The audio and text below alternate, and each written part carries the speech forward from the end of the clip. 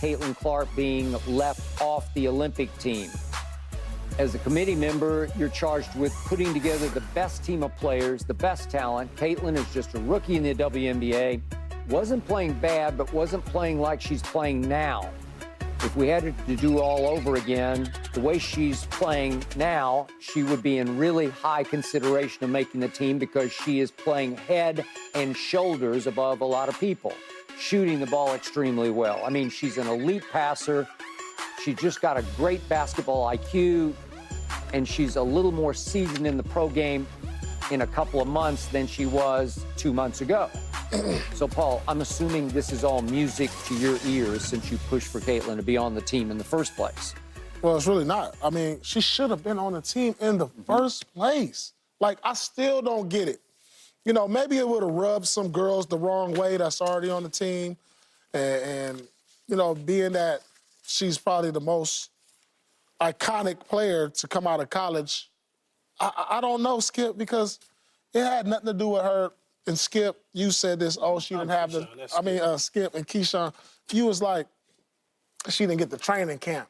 She didn't get the, she wasn't playing well. But when I look back, rookies who made the Olympic roster, oh, we can go back as far as 96, Rebecca Lobo. 2000, Shamika Holtzclaw. Oh, you know who's on the team that made it when they was a rookie? Diana Taurasi. She was a rookie and made the Olympic team back in 2004. But those three that you just mentioned, and I don't, you got the data, I don't. Did they miss the training camp for the Olympic deal because they were in the NC2A final? Well, Rebecca Lobo, there was no WNBA then. Okay. Holtzclaw there was. Taurasi there was. Were they in the final, though? Were they in the finals of the NC2A women's final? Remember, she was in NC2A women's final, so she missed that, whatever that was. Lobo could have been. I assume that year she would have been. 96, it wasn't a WNBA. Well, no, 96 WNBA wasn't in existence. Oh, I see what you mean. Yeah. But she was in the NBA final. But go ahead. Candace Parker, Breonna Stewart. These are all rookies that made it. Yes. So it doesn't matter. One of the excuses for them was that she missed the training camp. Like, she missed it because she was playing. Well, before the training camp, they got a name. They named the team. You know, they named the team, then there's training camp. So they named the team, then they invited people. So they were already named and then went to training camp. Yeah, but they probably didn't name her knowing that she was going to miss training camp. No, but see, I just don't get it. You know, you got your most iconic figure ever. I understand. You got a girl who was a number, and all these girls, what they have in common, they were the #1 pick, National Player of the Year. She checked all the boxes in the year to go to Olympics to be there. So all this high consideration, she wasn't playing well, that didn't have nothing to do with these other girls. High consideration? Yeah, high consideration. We knew she was high. That didn't have nothing to do with these other. Always. Right? It had nothing to do with these other girls who made it. But they probably, again, Paul, they probably went to the training camp. She didn't go to the training camp. It don't matter. You hear what Don said. Don said, and I love Don, she said, yeah, she didn't really play well as well as she's playing now. She, you know, we had to already selected the team by the end. Yeah, exactly. Yeah. And so I just don't agree. Like, I think they should have found a way to get her on based on what we saw in the past. Look, okay. Did she deserve to be on the team based on what she did in college? Absolutely. Yes. But those others that are on the team, she's not better than. Those WNBA women that are currently on the Olympic team, she's not better than, especially at the start of the season. She's gotten better, but the team was already selected. If they were doing it now, based on her WNBA play, she'd be on the team. They didn't do it based on her WNBA play. They did it based on NC2A, who else was available, her missing training camp. That's what the selection committee did. And this is basically what Don Staley is saying at the end of the day. She'll be on the team in 2028, Paul. You'll get a chance to watch her in 2028, and Angel Reese in 2028, right here in Los Angeles, up close in person. We'll have that opportunity. Is it a missed opportunity from a television play? I mean, it was not as excited. Now, but if she was on it, it'd be really like, oh, yeah, okay, that's right, the game is on. Opposed to, hey, man, you watching the game. Yeah. So I get all of that. Her time is coming. Her time is coming. Okay, to both your points. I think they play. Going to lunch that day. Okay. Today. All right. So today, I don't know, I might watch the first of it, and I might not. I'll have to see how I feel at that point, right?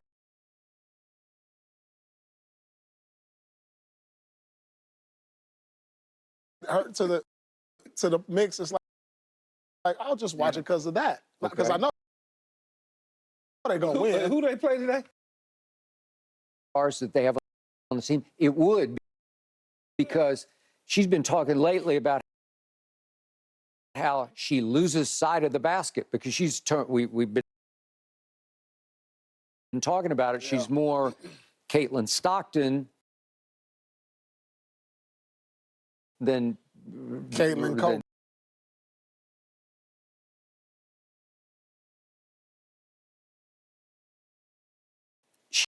She would blend perfectly because I don't think she even cares that much. Outsider looking in, there's a certain sorority to the WNBA.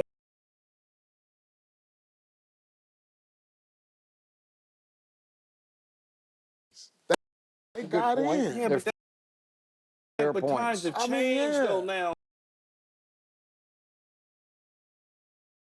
They came in saving the WNBA. No, yeah, I get it. So it's a different maybe mindset. You feel a certain way. Maybe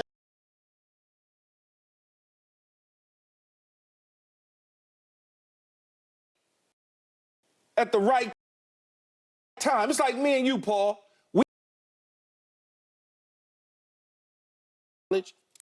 And right when they was negotiating the television deal, they was gonna get the TV deal regardless. If she was in it or not, they was gonna get the TV.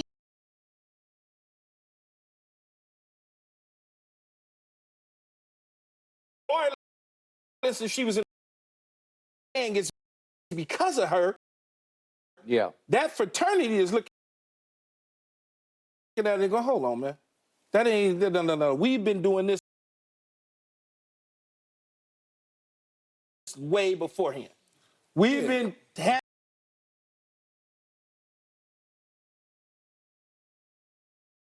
or thinking about this, and maybe that played a part I think it's a lot of.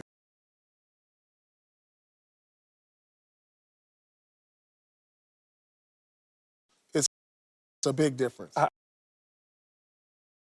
Hypothetically, that the committee could have, over the last 2-3 days, said, we're gonna add Caitlin right now, because that was Dawn Saley's point. Yeah. If you did it,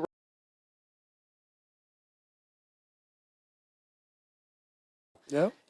including the All-Star game, where she went 0 for 7 from 3. So over the last 8 games, if I include that one, she's 17 of 72. That's for her. Luka Doncic is shooting 33% from 3 career. Okay, but Luka he's gotten Doncic better didn't the come last in, couple but of he years, didn't come in to the league as the next Steph Curry either. He did not. He did not. Okay. Her 32.7% right now ranks third as we speak, 58 turnovers ahead of the second place in turnovers. So she's turned it over 58 more times than anybody else in the league. If we made that men's basketball, and somebody, but he's offset that hugely in other ways. And she has offset it by overs. It's hard to do. It's just, I've never heard of a stat like that. Well, she has to get to the point where she's at least 2 to 1. Yeah. As far as turnover assist ratio. Yes. You know, she can't have, for every 1 assist she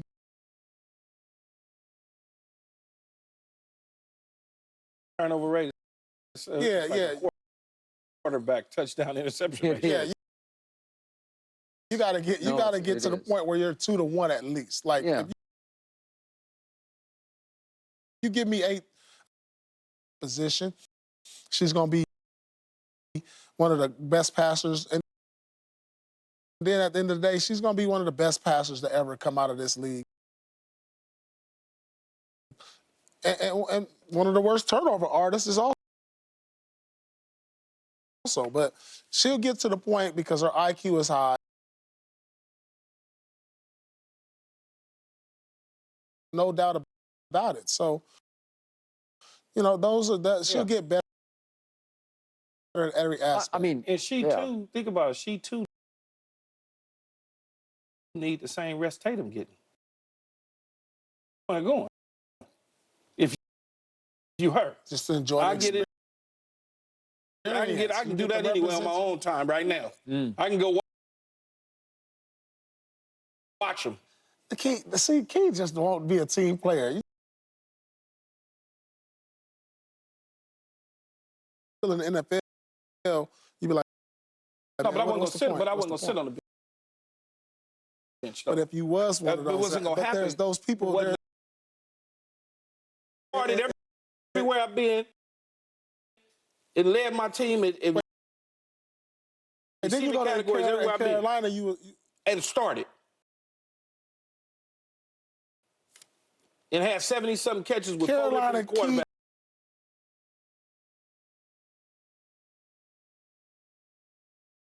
I was still.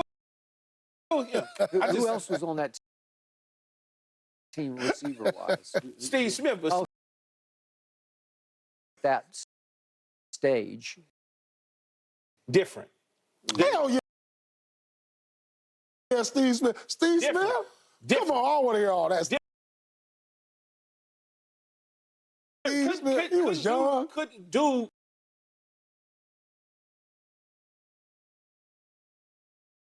You went there to help yourself. No, I was done. I was getting ready to retire. I was tired. That's what I'm saying. I'm going to do me like that. Right. Hey, Steve Smith was a baller. No, Steve Smitty was nice. Baller. Smitty was nice. I ain't taking nothing away from him. Yeah.